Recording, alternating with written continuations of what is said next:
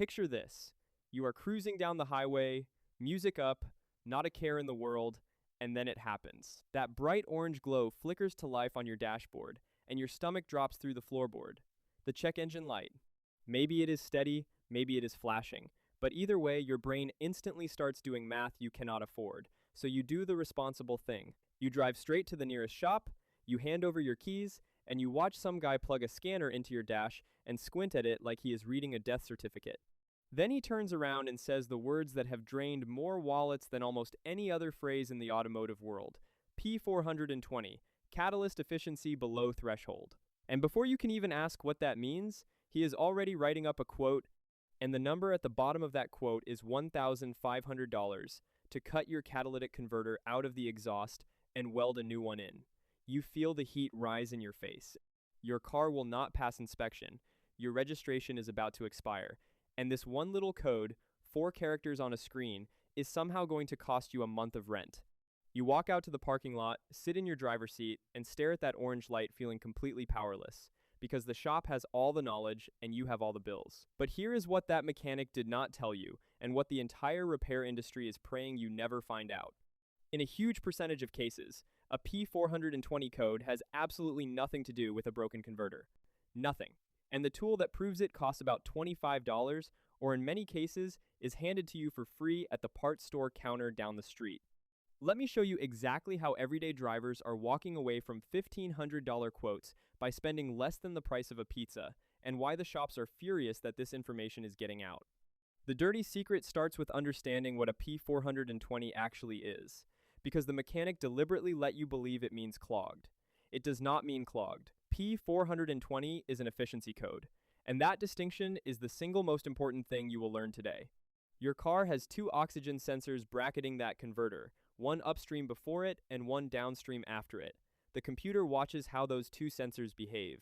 When your converter is doing its job, the downstream sensor reads very differently from the upstream one, nice and stable, because the converter is busy storing and releasing oxygen as it scrubs your exhaust.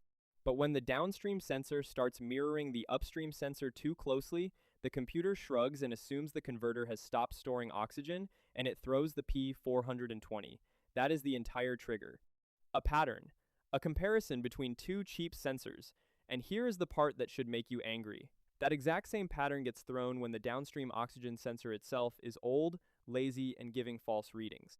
It gets thrown when you have a tiny exhaust leak, letting fresh air sneak in near the sensor and corrupting the data. It gets thrown by a loose gas cap on some vehicles, by a single misfire, by contaminated readings from oil or coolant sneaking into the exhaust. The computer cannot tell the difference between a worn-out converter and a worn-out $40 sensor lying to it. It just sees the bad pattern and lights the lamp. So when that mechanic glanced at the code and immediately quoted you $1,500 for a converter, he skipped every single cheap cause and jumped straight to the most expensive component bolted to your car. That is not a diagnosis. That is a sales pitch. The real secret weapon here, the $2 pharmacy equivalent of the automotive world, is a basic OBD2 scanner. You can buy a perfectly good one for around $25, or you can walk into almost any major auto parts chain and they will scan your car in the parking lot for free because they want to sell you the part. But you are going to use their free scan to outsmart the entire system. Because a scanner does not just read the code, a good one reads live data. It reads the freeze frame information, it reads the actual voltage swing of your oxygen sensors in real time. And once you can see that data with your own eyes, you can tell whether your converter is genuinely dead or whether a lazy sensor is framing it for a crime it did not commit. Now, I need you to hit that subscribe button right now, because this channel exists for one reason: to drag these overpriced repair traps out into the daylight where everyone can see them. The repair chains and the quick lube counters and the shops that quote you a converter before they have ruled out a sensor are running a playbook, and that playbook depends on you not knowing the difference between an efficiency code and a clog. They want you to believe that a check engine light is a catastrophe, and that the only people who can save you are the ones holding the most expensive part on the shelf. Subscribe and join thousands of drivers who are done being treated like walking ATMs by an industry that profits off your panic. Now, let me break down the real chemistry and the real mechanics of what is happening inside that exhaust, because once you understand it, you will never be fooled again. Your catalytic converter is a ceramic honeycomb, coated with precious metals like platinum, palladium, and rhodium. Exhaust gases flow through thousands of tiny channels and react with those metals, turning nasty pollutants into less harmful gases. The converter also stores a small amount of oxygen and releases it as needed, and that oxygen storage capacity is precisely what the computer is measuring through those two sensors. Here is the truth the $1,500 quote ignores. A converter can become temporarily fouled rather than permanently destroyed. When an engine runs a little rich for a long time, or burns a small amount of oil, carbon and residue can coat the surface of that honeycomb and reduce its efficiency without melting it or cracking it. In that specific situation, the converter is not broken, it is dirty, and the fix is to correct whatever upstream problem caused the fouling, and then let the converter clean itself the way it was designed to, through normal sustained heat during regular highway driving over the course of several tank fills. But notice the order of operations. You fix the cause first. A rich condition, a small oil burn, a leaking injector, a bad sensor feeding the computer wrong information.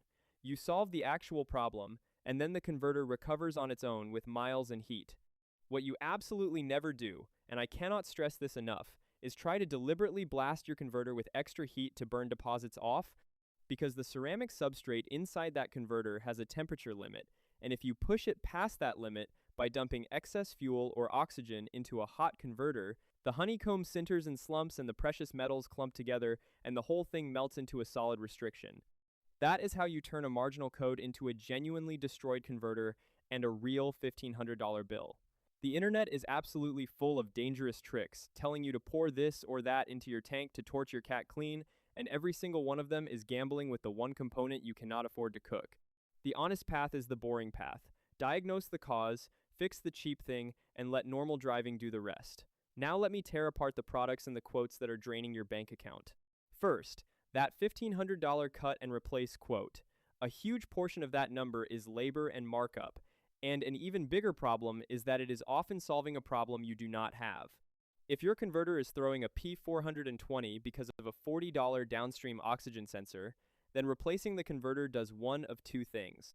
Either the code comes right back 2 weeks later because the real culprit was never touched, or you got lucky and the new converter happened to reset the pattern temporarily while the underlying sensor keeps degrading. Either way, you paid converter money for a sensor problem. Then there are the bottles. Walk into any parts store and you will see a shelf of guaranteed to pass emissions, additives, and premium cat cleaners promising to dissolve your way to a passing test. Read them honestly. Many are mostly solvent that flashes off long before it could ever meaningfully scrub a converter. And some heavier formulas can actually muddy your combustion and create more residue, which is the opposite of what you paid for. They are selling you the feeling of doing something, while the actual cause of your code sits there untouched. The entire ecosystem, the panic quote and the magic bottle alike, is built on keeping you from doing the one cheap thing that actually reveals the truth, which is reading your own live data and ruling out the cheap causes before you spend a dime on the expensive ones. So here is your exact step-by-step protocol to fight back this weekend. Step 1. Before you do anything else, get the car scanned either with your own $25 OBD2 reader or with a free scan at the parts counter and write down every single code, not just the P420. If there are misfire codes or lean codes or sensor codes alongside it, those are your real suspects and the converter is almost certainly innocent. Step 2. Check the cheap and obvious first. Make sure your gas cap is tight and clicking properly. Look and listen underneath for an exhaust leak, especially near the sensors, because even a pinhole leak near a sensor can corrupt the readings and trigger the code. Step 3. Investigate that downstream oxygen sensor, because it is frequently the actual villain and it is one of the cheapest parts on the car. On many vehicles, you can unbolt and swap a downstream sensor in your own driveway in about 20 minutes with a basic wrench or an inexpensive sensor socket. Step 4. If the cheap causes check out and you genuinely have a fouled but living converter, fix whatever is causing the fouling first, then run a quality fuel system cleaner through a full tank and do your normal highway driving over the next several tanks to let the converter reach proper operating temperature naturally and recover the way it was engineered to. And now, the critical warning, the one that matters more than anything else I have told you today. Do not, under any circumstances, let a shop cut your catalytic converter out of your car until a worn oxygen sensor and an exhaust leak have both been ruled out with your own eyes on the live data. The converter is the single most expensive emissions component on your vehicle, and once it is cut out and gone, your money is gone with it. And if the real cause was a $40 sensor, That code is going to light right back up on a brand new converter, and you will have paid the most expensive possible price to solve the cheapest possible problem. Rule out the sensor, rule out the leak, look at the live data, make them prove the converter is actually dead before you ever authorize a saw blade anywhere near your exhaust. A real converter that is truly destroyed has a place, and sometimes replacement is genuinely necessary, but it is the last step after everything cheap has been eliminated, never the first quote slapped on your windshield. So let us put the two paths side by side. On one side, you have the shop path. Glance at a code, skip the diagnosis, quote, $1,500, cut out a converter that may have been perfectly recoverable, and send you on your way until the untreated cause lights the lamp again. On the other side, you have the informed path. A free scan or a $25 tool, 10 minutes of looking at live data, a $40 sensor or a tightened leak, and a converter that either was never the problem or quietly heals itself through normal driving once the real cause is fixed. One path treats you like a target. The other treats you like an adult who is allowed to understand his own car.